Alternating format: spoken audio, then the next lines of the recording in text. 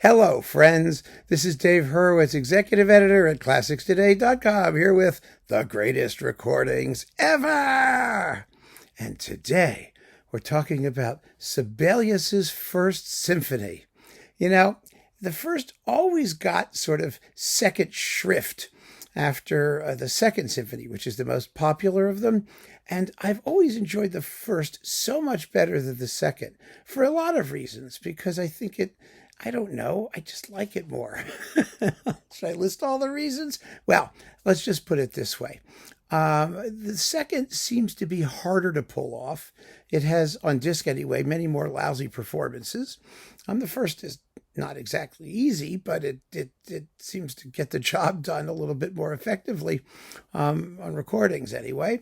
And also, the second is sort of a transitional work. It stands between the early Sibelius of the Tchaikovsky Liszt tone poetry school and the neoclassical, austere, later Sibelius kind of stuff. And so I think it confuses a lot of interpreters, especially the heroic finale, which can go on way too long. Sibelius always had a finale problem. I mean, he always had an issue with figuring out how to stop. And so for this recording of the First Symphony, which I consider absolutely one of the greatest recordings ever, it's of a particular type. I've mentioned that modern Sibelius cycles tend to have problems with the earlier symphonies because modern conductors are much more comfortable in the post-romantic Stravinsky and neoclassical, not too emotional mode of thought, which suits later Sibelius much better than early Sibelius. Well, this is the performance that goes whole hog for the early Sibelius Tchaikovsky Liszt romantic idiom. And I just think that's wonderful. It is Eugene Ormandy and the Philadelphia Orchestra on Sony, because he did it twice. He did this Sony stereo recording, and then he remade the work for RCA later on in his career. A performance that is not anywhere close to this one in terms of its sensual, lovely, yummy, voluptuous qualities. I mean, this is gorgeous. This is gorgeous and voluptuous to the point where Ormandy actually rescores the end of the first and last movements somewhat to add some harp and, make it, those last chords, plunk, plunk. They sound terribly austere, but throw a harp behind them and you got thwong, thwong, and oh, isn't that lovely? And really, it suits the music.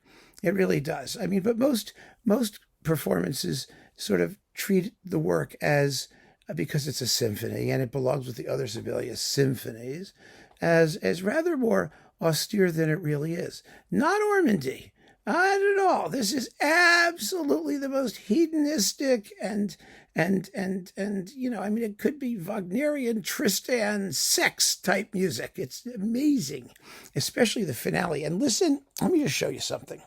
I have always wondered, here's the critical edition, for those of you who care, of the First Symphony. Now, when the big tune comes back at the end, it has this absolutely nutso harp part. See that? See the harp part here? There it is. You can see the harp, right? All those notes going.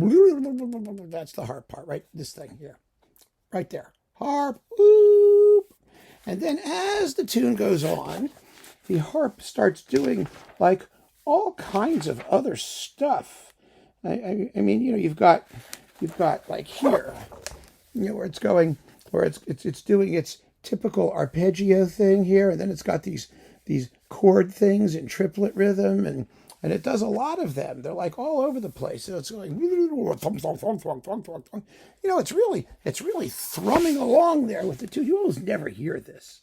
It's all kind of buried in the giant welter of sound, and especially sort of towards the end where you've got, the brass take over the tune, and the strings just have this syncopated, there we go, the syncopated figure while the harp is going thwong, thwong, thwong, thwong, thwong. It's like, okay, like that. Anyway, you get the picture. There's tons of them, and the scherzo too. It's got harps all over the place. I mean, it's a huge part, massive, practically independent, Well, you hear every note of it with Eugene Ormandy and the Philadelphia Orchestra. I mean, not just that. I mean, the rest of it's glorious too. The brass are fabulous. The winds are fabulous. I mean, the whole thing is just a love fest of gorgeous, romantic orchestral sonority. Now, it's not the only way to play the symphony. Obviously, you can play it more like Sibelius actually wrote it, maybe sometimes in places. But that aside, what you get is just the most wonderful, romantic, totally self-indulgent, I wouldn't call it self-indulgent, but indulgent approach to the score. It's like no other performance out there. And, people who talk about Ormandy and claim that he was kind of dull and uninteresting and whatnot, he was a master of sonority. He was not a counterpoint guy. He wasn't a line guy. He was a chord guy.